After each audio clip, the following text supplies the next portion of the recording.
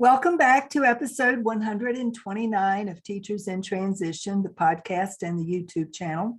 My name is Kitty Boitnott. I am a former educator turned heart-centered career transition and job search coach, and I am the owner of Boitnott Coaching and the founder of Teachers in Transition.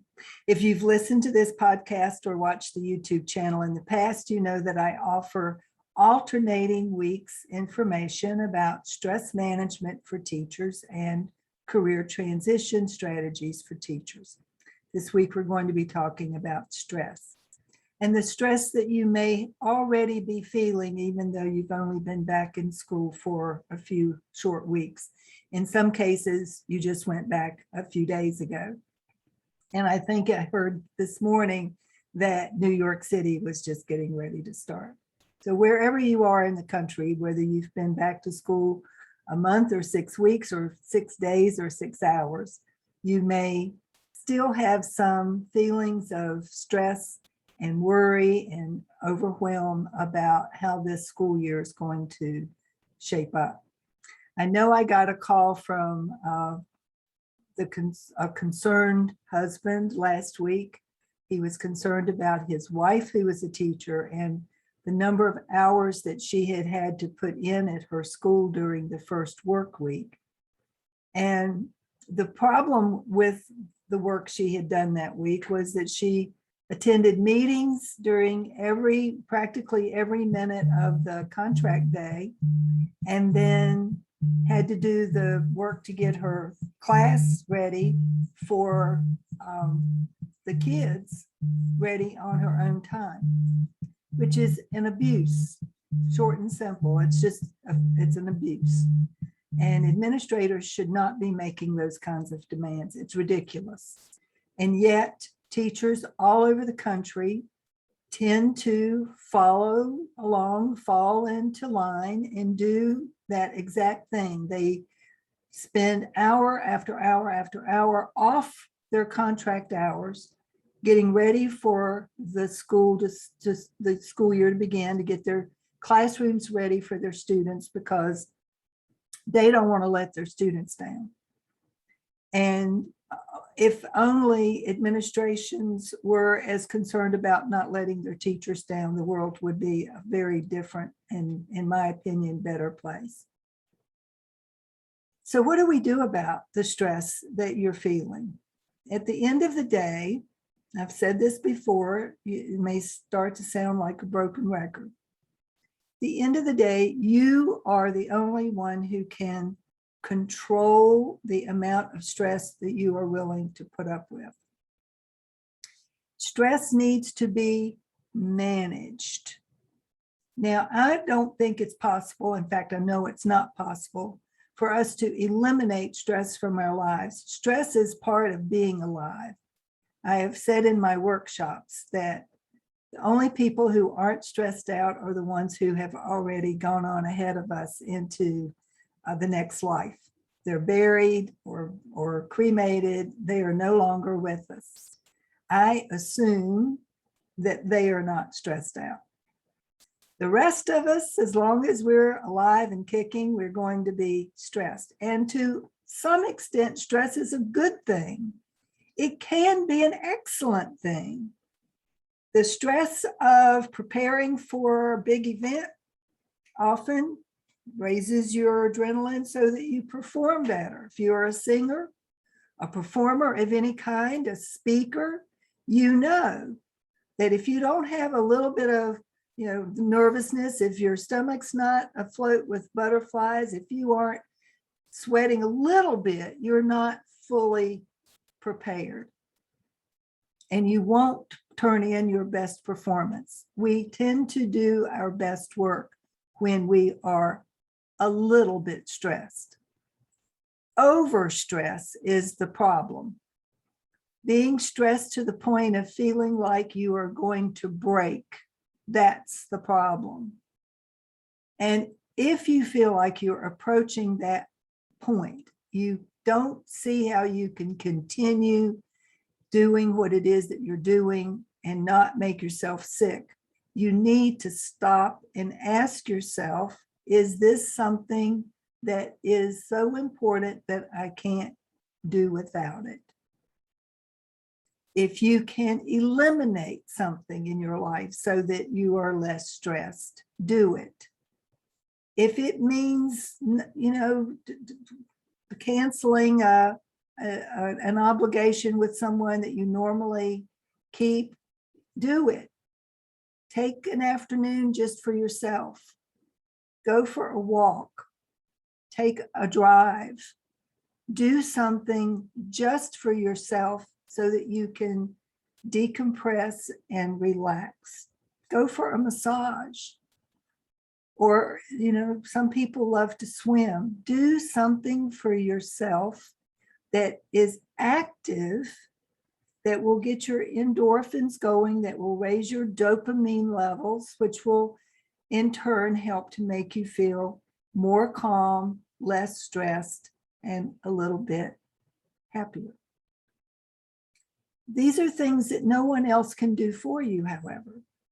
No one else can take a drive and you be the one who gets relaxed. No one else can go for a walk and it be a benefit to you. You have to do it. You have to be committed to your own health, your own well-being, your own wellness. So if you're listening to this and you're thinking it's just impossible for you to do any less, I want you to really take a serious look. Is that true? Challenge everything that you're doing. Is there anything on your plate that you could eliminate? You might feel guilty about it at first, but is it worth feeling a little guilty about canceling an obligation so you have an afternoon to yourself? Or is it better to go for the obligation and then feel resentment about it the whole time you're there? You are responsible for you. You are responsible for your own health, your own well-being, and ultimately your own stress management and finding ways to relieve your stress. And if the stress has gotten to the point where you feel like, I just cannot do this job anymore, it's the job that's doing me in, maybe it's time to think about finding a different job. Not that a new job won't have a whole host of its own stressors, but it'll be different stressors. And if you can do what my last two clients have been able to do and find jobs that they are going to be doing only on the job and no work to take home, that's a win-win for everybody. And that's exactly what they have found. Jobs where they will be working a regular day and they will not be taking work home. In fact, one of my clients laughed about it a few weeks ago when she shared with our group that she had wanted to bring something home and they told her, no, the work you do for us, you need to do on the clock. And if you take it home, we can't pay you. So leave it here.